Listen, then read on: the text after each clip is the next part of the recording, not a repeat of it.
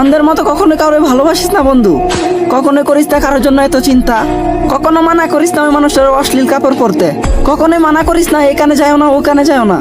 এই দুনিয়াতে মানুষ ওই মানুষটারই কদর করে যে কিনা তারা সবসময় পায়ের জুতার সমান মূল্যায়ন করে না, সবসময় শুধু ফায়দা ওঠানোর চেষ্টা করে। যদি বিশ্বাস না করো তাহলে নিজের মা বাবার দিকে একটু তাকায়ও। প্রত্যেকটা মা বাবাই তার ছেলে মেয়েদের জন্য কতটুকু চিন্তা করে, কখন কি লাগবো না লাগবো, কোন জিনিসে তার কষ্ট হইব, কোন জিনিসে অসুবিধা, সবকিছুর নজর রাখে। তারপরে কিন্তু ছেলে মেয়েগুলা ঠিক মতো মা বাবার কলগুলোই রিসিভ করে না। ওইগুলা নিয়ে যদি মা বাবা কোনো শাসন করতে যায় তখন ঠিক মতো খাওয়া দাওয়া করে না, আবার কথায় কথায় বলে আমি বাড়ি থেকেই চলে যাবো। আবার ওই ছেলে মেয়েগুলোই যখন কোনো অপরিচিত কাউরে ভালোবাসে কিংবা মন দেয় তখন তারে প্রমাণ দেওয়ার জন্য নিজের জানটা পর্যন্ত দিয়ে দিতে চায়। আর এমনটাই কেন হয় বলতে পারবা?